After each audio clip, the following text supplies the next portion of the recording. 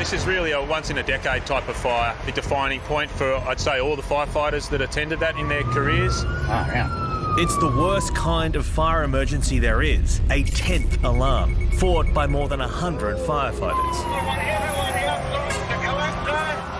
There was a tremendous risk to firefighter life when that wall collapsed yesterday, so I'm very proud and very grateful for the wonderful work they did.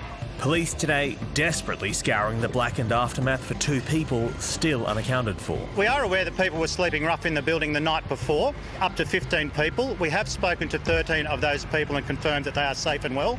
Look, they could turn up yet, we don't know. We're hoping.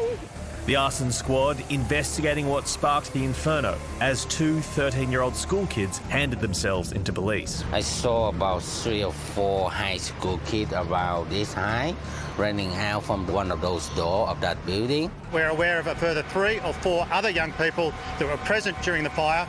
We asked them to come forward with their parents. 50 people remained unable to return to their nearby homes today, some just thankful to be reunited with loved ones. The guy who went in, he's a very good man. And treasured belongings. We even had one lady who was due to have a wedding in Tasmania, and the firefighters were able to go and retrieve her wedding dress. The situation now contained as the community waits for answers. We're joined now live by 10 First News reporter Sarah Naven. Sarah, what defines this as a once-in-a-decade fire? Well, the sheer magnitude of this fire and how quickly it took hold is really what made this such a major operation for firefighters. It also threatened, obviously, the dental surgery nearby, numerous apartment blocks and businesses, which was a major mission for firefighters to try and contain. Viewers might remember the fire in Barangaroo in 2014. It was construction work at the time, which is believed to have ignited that one. So that was around 10 years ago, so it does sort of match that time frame. Assistant Commissioner Jeremy Futrell said that this will be a defining moment in these firefighters' careers, that there was a tremendous risk and he is exceptionally proud of his team. Well, Sarah, what's the latest from the police on how this fire even started?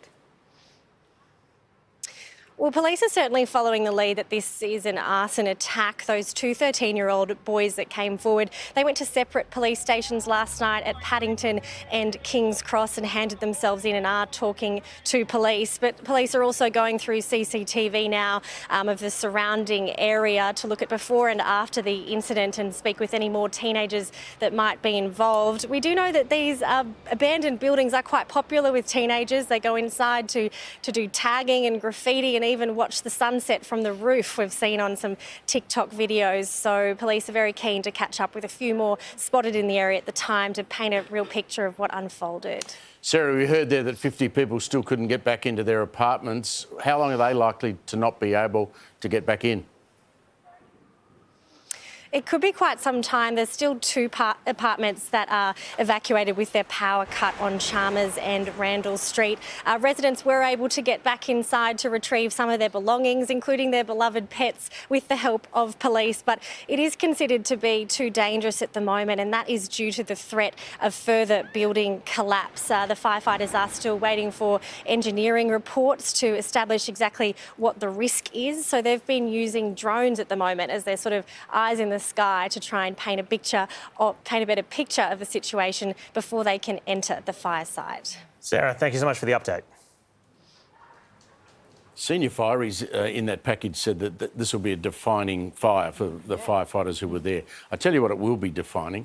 There has to be now a debate, not only in Sydney but nationally, about the age of the equipment that our fire services have. If that had been in a building occupied by people, I wonder if they would have been able to contain it as well as they had. There's a big debate going on, I know, in Sydney at the moment about the age of a lot of their fire trucks that are very old. In fact, they're painting on the side of them the years that these trucks were built. And so we need to modernise that equipment, obviously. Wow. And you see the vision there of when the wall just falls down. It could have been so much worse.